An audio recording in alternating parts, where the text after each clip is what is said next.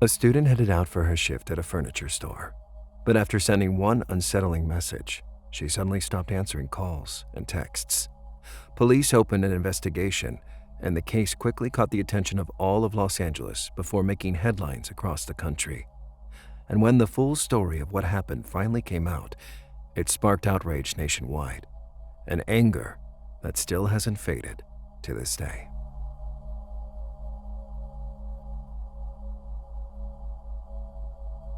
Brianna Kupfer was born on April 9, 1997, in Los Angeles, California. She grew up in a big, lively family with a younger sister and two brothers. From an early age, Brianna stood out for how driven she was. She was a straight-A student, the captain of her school's cheerleading team, and someone who always seemed to be surrounded by friends. Later, she went on to study public relations at the University of Miami and even spent some time in Australia as part of a student exchange program. After graduating, Brianna moved back home and enrolled in a graduate program at UCLA, focusing on architectural and interior design. She was deeply passionate about creativity, especially fashion. Brianna loved sketching designs, sewing her own clothes, and dreamed of one day launching her own collection. She was also very active. She practiced yoga, danced, and even took up boxing. After returning to Los Angeles, she lived with her parents for a while, but eventually decided to move closer to campus and got an apartment with a friend. To help cover living expenses, Brianna started working as a consultant at a high-end furniture store. On January 13, 2022, 24-year-old Brianna headed out for her usual shift. That day, she was scheduled to run the store on her own because she'd agreed to cover a shift for one of her coworkers. At around 1:30 in the afternoon, Brianna sent her manager a message. "Can you call me? There's a customer here and I'm getting a weird feeling." But the manager didn't see the message right away. A few minutes later, when she finally called Brianna back, there was no answer. She then tried calling the store's landline, and again, no response. Around that same time, a couple walked into the store. Right away, they noticed something was off. There was no one at the front. As they stepped further inside, they noticed something strange behind one of the sofas. When they got closer, they realized with horror that it was a person, covered in blood. The couple immediately ran out of the store and called the police. Officers rushed to the scene and found a young woman lying motionless on the floor, and it was clear she was already gone.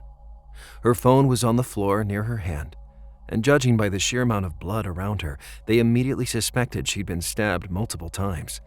It also didn't take long for them to confirm that the victim was Brianna. Her body was sent to the medical examiner while detectives began combing through the crime scene.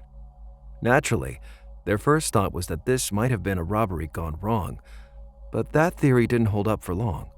Nothing of value had been taken, not even the cash from the register. In fact, it was the opposite. The killer had actually left something behind. Sitting on the counter where Brianna had been working was a small voice recorder, and it was still running. The officers hit play on the recorder, and what they heard left them stunned.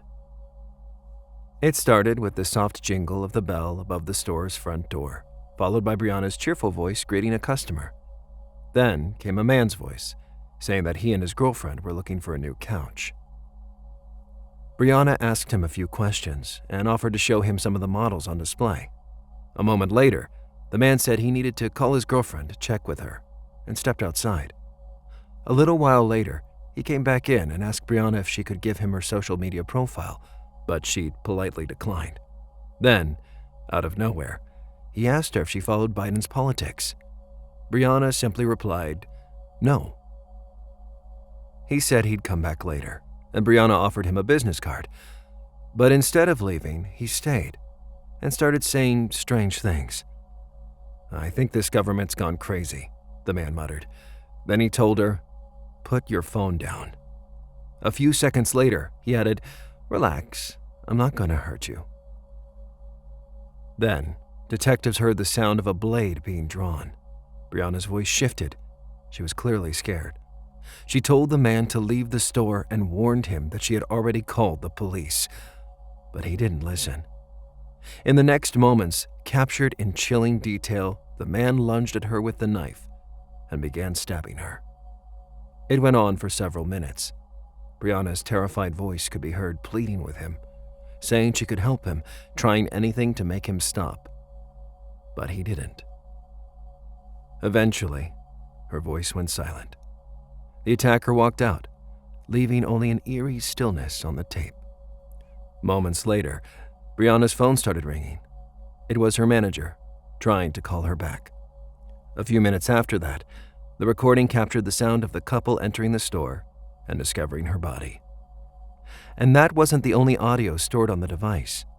Months before the murder, the same man had made another recording where he ranted about how much he hated women. Detectives sent the recorder off to a lab so experts could test it for fingerprints and DNA, and then they moved on to reviewing the store's surveillance footage. There were several cameras in the building, but none of them actually covered the area where the attack happened. Still, the suspect was caught on video when he first approached Brianna's counter. He was wearing a hoodie with the hood up, dark sunglasses, and a medical mask, making it impossible to see his face. From what they could tell, he was roughly average height, medium build, and appeared to be African American. He was also picked up on outdoor cameras right after the murder, walking away from the store. During a thorough sweep of the store, crime scene investigators found a bloody shoe print on one of the couches, likely left when Brianna tried to run outside and the attacker leapt over the couch to cut her off. They also recovered the murder weapon, a 7-inch blade that had been bent from the sheer force of the stabbing. Not long after, the coroner's report came back. Brianna had been stabbed 46 times. There were also no signs of sexual assault. All of this painted a grim picture for detectives. It looked like they were dealing with someone who had no real motive other than the urge to kill. And judging by the way he was dressed, investigators also considered the possibility that the man might be homeless, which made tracking him down even harder.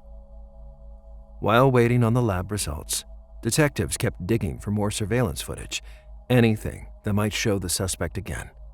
Before long, they discovered that about 30 minutes after the murder, he walked into a grocery store. They also got a tip from an employee at a chiropractic clinic located just a few doors down from Brianna's workplace. She told police that the man had come in only minutes before the murder, asked a few questions about their services, and then left. Detectives canvassed other businesses along that same street and learned that the man had walked into several of them as well, only to leave almost immediately. Piecing everything together, they realized he'd likely been hunting for someone who was alone. In every other place he'd tried, there were either multiple staff members or other customers present. In total, he'd gone into 6 different businesses before finally walking into Brianna's store. News of Brianna's murder spread through Los Angeles like wildfire, sparking outrage across the city. People were furious, not just because of what happened to Brianna, but because crime in Los Angeles had been climbing at an alarming rate, while officials seemed to be doing little to stop it. In fact, many pointed to controversial policies like zero bail releases for suspects and reduced time requirements for early parole as part of the problem. There was also anger over the fact that Brianna had been left to work in the store alone, a circumstance that many believed had made her an easy target. But all the media attention also gave detectives a glimmer of hope that someone might recognize the killer. Police released photos of the man through social media and news outlets, and they announced a massive reward, $250,000, for any information leading to his arrest. Most of that reward money came from the store where Brianna worked. The size of the reward attracted hundreds of tips, but none of them led anywhere. Days went by with no breakthrough until the lab results finally came in. Forensic experts matched DNA found on the murder weapon to a 31-year-old man named Sean Smith. Even so, just as detectives had suspected, Sean had no fixed address, which made finding him a lot harder. Police sent out information about him all over the city, and soon after, the media got hold of Sean's criminal record. It turned out he'd been arrested over and over again for a mix of minor and more serious crimes, things like drug possession and theft, but also incidents that were far more alarming. Once, he attacked a police officer and bit his finger. In another case, he fired a flare gun into a car with a child inside. He'd also been arrested multiple times for trespassing. Not long before Brianna's murder, Sean had been released early from yet another short prison sentence and almost immediately violated the terms of his release. But instead of being sent back to prison, he simply vanished, slipping through the cracks of the system. When people learned all of this, their anger only grew. Here was a man who had been given chance after chance, serving short sentences and walking free again and again, until he finally committed a murder that might have been prevented. Meanwhile, detectives kept chasing down every tip that came in, but none of them brought them any closer to finding Sean. This went on until January 19th. That day, they got a call from a man driving through the city. He told police he'd just seen someone who looked exactly like the suspect from the CCTV footage. To be sure, he circled the block and drove past him again, this time noticing the exact same backpack that had been seen in the surveillance footage. Officers rushed to the area and soon spotted the man. He matched Sean's description perfectly, but when they approached him, he gave them a different name. Of course, they didn't buy it. Instead, they brought a portable fingerprint scanner, and within minutes, it confirmed what they already suspected. The man standing in front of them was Sean Smith. He was taken into custody on the spot, but even then, Sean refused to admit what he'd done. Prosecutors immediately made it clear they'd be pursuing the harshest sentence possible, but the death penalty was never on the table. Despite the fact that many people in the city were calling for it, the district attorney publicly stated that he opposed capital punishment, saying it wasn't an effective deterrent and calling it a racially biased practice. A few months after his arrest, Sean underwent a full psychiatric evaluation, and the results were clear. He had been fully aware of his actions. Then, out of nowhere, he announced that he wanted to represent himself in court. The judge granted him that right, but it didn't last long.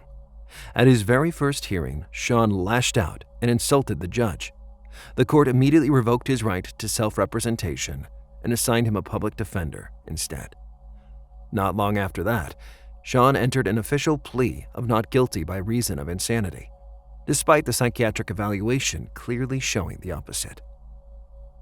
The main trial began in late August 2024, 3 years after the murder. By that time, the prosecution had everything they needed: surveillance footage, fingerprints, and DNA evidence.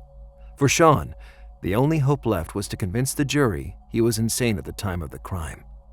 The defense had no real arguments to prove his innocence. They didn't call a single witness, nor did they present any evidence. Instead, Sean's attorney focused on trying to convince the jury that this was a spontaneous act, not something premeditated, even though it was clear from the investigation that Sean had walked into 6 other businesses looking for a victim before attacking Brianna. The attorney also tried to play on the jury's emotions, arguing that this case only got so much media attention because Brianna was white and Sean was African American, suggesting the whole thing was unfairly biased. During the trial, the court also played the tape from the recorder, the one that captured Brianna's final moments. Before it started, the judge gave her family permission to step outside, sparing them from having to relive that horror. Later, the judge ordered that this recording must never be released to the public. The jury also listened to other recordings, one where Sean spoke openly about his hatred toward women and his desire to hurt them. By the time the trial wrapped up, the evidence was overwhelming. The jury spent barely an hour behind closed doors before returning to the courtroom, and their decision was clear. Sean was guilty. A few months later, he was brought back before the judge for sentencing. Several psychiatrists evaluated him once again, and every single one of them concluded that there were no serious mental conditions that could excuse what he'd done. On top of that, the judge played several recordings taken from the jail where Sean had been waiting for trial. In 3 separate phone calls with friends and relatives, he openly said that all he had to do was play crazy, and instead of prison, he'd be sent to a hospital for 5 years, and then walk free. He spoke with complete confidence that his plan would work, apparently forgetting that every word of those calls was being recorded. Because of those recordings, there was no longer any doubt. Sean was ruled mentally competent and sentenced to life in prison with no possibility of parole. However, there was a catch. Under new California laws, even people given life without parole are technically allowed to apply for parole later on. Still, the judge said he hoped every single one of Sean's future petitions would be denied, given the sheer brutality of his crime. As for his motive, no clear reason ever came out during the trial. Based on the recordings from his own recorder, Sean simply harbored a deep hatred for women and wanted to hurt them. And the fact that he walked into 6 other businesses before attacking Brianna shows one chilling thing. He didn't care who it was, as long as it was a woman. So, Sean was sent off to serve his sentence. But Brianna's case didn't end there. It became yet another stark reminder of how flawed the legal and correctional systems can be. Systems that let dangerous offenders slip through the cracks, serve only light sentences, and walk free even when they pose a clear threat to others. And yet, despite the outrage and the calls for change, nothing meaningful has been done to fix the situation. In California, a lenient attitude toward offenders still remains, even in the face of cases like this. In Brianna's memory, hundreds of people gathered outside the store where her life was taken. They built a makeshift memorial filled with flowers, her photos, and signs demanding action, pleading with authorities to finally do something about the violence in their city.